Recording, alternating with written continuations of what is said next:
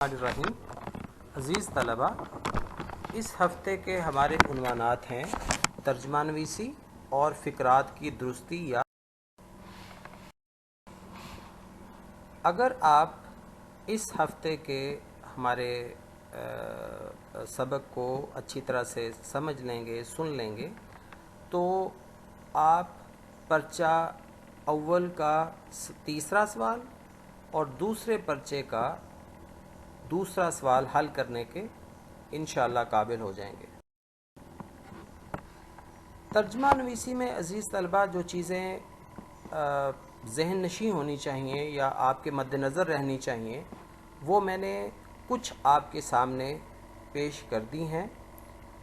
یہ حتمی نہیں ہوتا، جو چیز آپ کے سامنے پیش کی جاتی ہے وہ اہم ہوتی ہیں، لیکن اس کے علاوہ بھی آپ اگر ادھر ادھر ڈھونڈیں گے اور معلومات میں اضافہ کرنے کی کوشش کریں گے تو آپ کو اور چیزیں بھی محسوس ہوں گی کہ ترجمہ نویسی کے لیے یہ بھی ضروری ہیں، لیکن جو زیادہ اہم ہیں، جو آپ کے پہلے پرچے کے تیسرے سوال کو حل کرنے کے لیے ضروری ہیں، وہ چیزیں آپ کے سامنے پیش کر دی گئی ہیں۔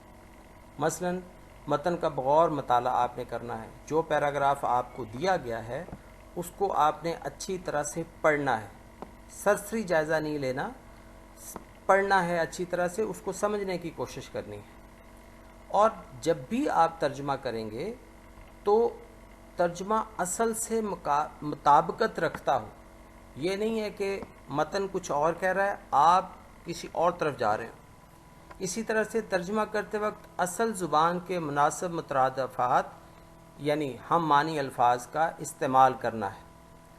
آپ نے صرف یہ نہیں دیکھنا کہ میرا ترجمہ یا میرا جو جملہ ہے وہ ٹھیک بن رہا ہے، بلکہ جو لفظ انگریزی میں ہے وہی اگر آپ کو اس کا متبادل اردو میں موجود ہے تو آپ نے صحیح لفظ لکھنے کی کوشش کرنی ہے۔ اسی طرح سے کچھ الفاظ انگریزی کے ہم اردو میں بھی استعمال کرتے ہیں، وہ ہو بہو لکھے جائیں گے، جیسے ٹیلی ویژن ہے، آپ اس کو کوئی اور طرح سے اس کی ٹرانسلیشن کرنے کی کوشش نہیں کرنی۔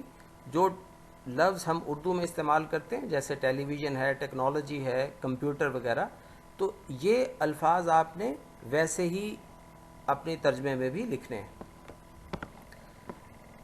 اگر آپ اچھا ترجمہ کرنے کی کوشش کرنا چاہتے ہیں تو آپ کو یہ محسوس ہونا چاہیے کہ جس طرح کا تاثر انگریزی عبارت پڑھ کے قائم ہو رہا ہے ویسے ہی پڑھنے والے کو آپ کے ترجمے سے بھی محسوس ہونا چاہیے۔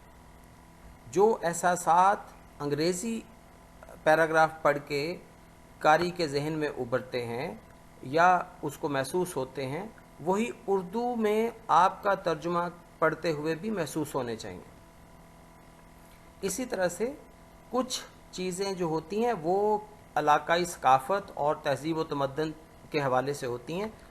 اگر آپ کسی زبان کا ادب یا لٹریچر پڑھیں گے، اس کے محاوروں، کہاوتوں اور روزمرہ سے واقفیت آپ کو ہوگی تو آپ آسانی کے ساتھ ترجمہ کر سکتے ہیں، کیونکہ ادب جو ہوتا ہے یا جس کو لٹریچر کہتے ہیں وہ کسی علاقے یا جو قوم ہوتی ہے، جو معاشرہ ہوتا ہے، اس کی ثقافت اور تہذیب و تمدن کی کافی حد تک عکاسی کر رہے ہوتے ہیں۔ تو کچھ چیزیں آپ کو لٹریچر پڑھ کے معلوم ہوتی ہیں کہ میں نے اس کو اردو میں کیسے ڈھالنا ہے۔ اس ہفتے کا ہمارا دوسرا عنوان تھا فقرات کی درستی یا تکمیل۔ عزیز طلبہ، او لیولز کے دوسرے پرچے کا دوسرا سوال جو ہے وہ اس حوالے سے ہوتا ہے، 5 نمبر کا وہ سوال ہے۔ اگر آپ اس کو تھوڑا سا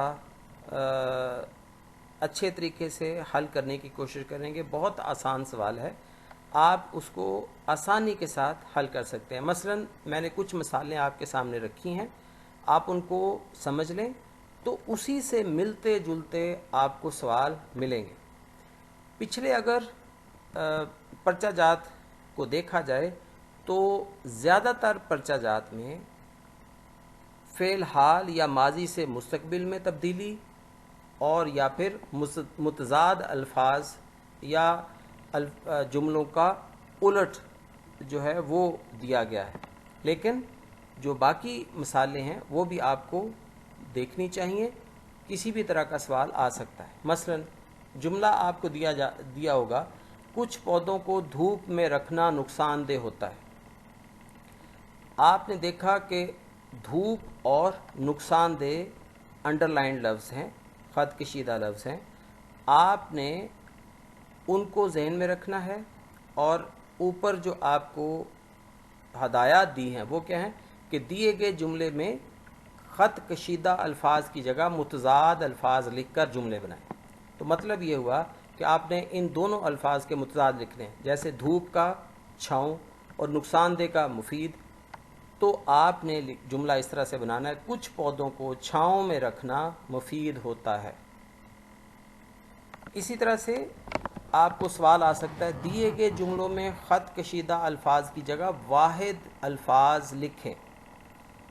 تو آپ نے دیکھا کہ ملزمان اور دلائل خط کشیدہ الفاظ ہیں, تو آپ نے ان کو واحد الفاظ میں تبدیل کرنا ہے. عدالت نے ملزم کو اپنے حق میں دلیل پیش کرنے کا حکم دیا, یعنی ملزمان کی جگہ پہ ہم نے ملزم اور دلائل کی جگہ پہ دلیل لکھ دیا.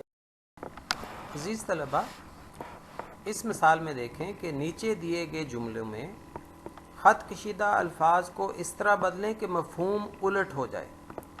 تو دفتر عارضی طور پر قدیم عمارت میں منتقل کیا جا رہا ہے, اس طرح کا جملہ آپ کو دیا جائے گا.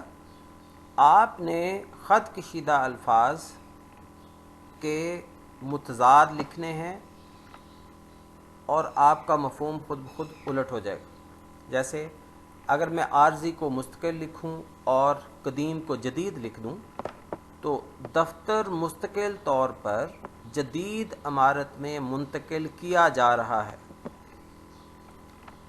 اگلی مثال ہے دیے گئے جملوں میں خط کشیدہ الفاظ کی جگہ مؤنث الفاظ لکھیں. یہ مؤنث بھی ہو سکتے ہیں, آپ کو یہ بھی کہا جا سکتا ہے کہ مؤنث کے مذکر لکھیں. تو جملہ تھا مصور نے اداکار کی دلکش تصویر بنائی. تو آپ اس کو اس طرح سے تبدیل کریں گے کہ مصورہ نے اداکارہ کی دلکش تصویر بنائی.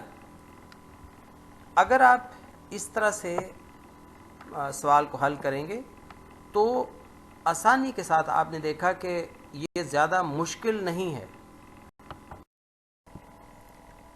فقرات کی درستی اور تکمیل کی اگلی مثال ہے کہ دیے گئے جملوں کو فعل مستقبل میں تبدیل کریں. نوید دن رات محنت کرتا تھا تب ہی کامیاب ہوا ہے. اس کو ہم نے مستقبل میں جب تبدیل کرنا ہوگا تو ہم کچھ اس طرح سے لکھیں گے نوید دن رات محنت کرے گا تب ہی کامیاب ہوگا. اگلی مثال ہے دیے گئے جملوں کو فعل حال میں تبدیل کریں. دھوپ تو نہیں تھی لیکن گرمی بہت تھی. یہ جملہ ہوگا یا اس طرح کا جملہ ہوگا, آپ نے اس کو فعل حال میں تبدیل کرنا ہے. تو دھوپ تو نہیں ہے لیکن گرمی بہت ہے. اگلی مثال ہے دیے گئے جملوں کو فعل ماضی میں تبدیل کریں. اسے جب بھی ضرورت پڑتی ہے وہ مدد مانگنے چلی آتی ہے. آپ اس کو فعل ماضی میں اس طرح سے تبدیل کر سکتے ہیں اسے جب بھی ضرورت پڑی وہ مدد مانگنے چلی آئی. ایک اور طرح کا جملہ کچھ عرصہ پہلے تک پیپرز میں آتا تھا لیکن اب کافی عرصے سے نہیں آیا, لیکن آپ کو معلوم ہونا چاہیے کہ اس طرح کا جملہ بھی آ سکتا ہے کہ جیسے ایک جملہ دیا ہوگا میں ایک پیسہ بھی بلا ضرورت خرچ نہیں کرتا. اس کے بالکل نیچے ایک یا دو یا تین الفاظ شروع کے دیے ہوئے ہوں گے, آگے خالی جگہ ہوگی.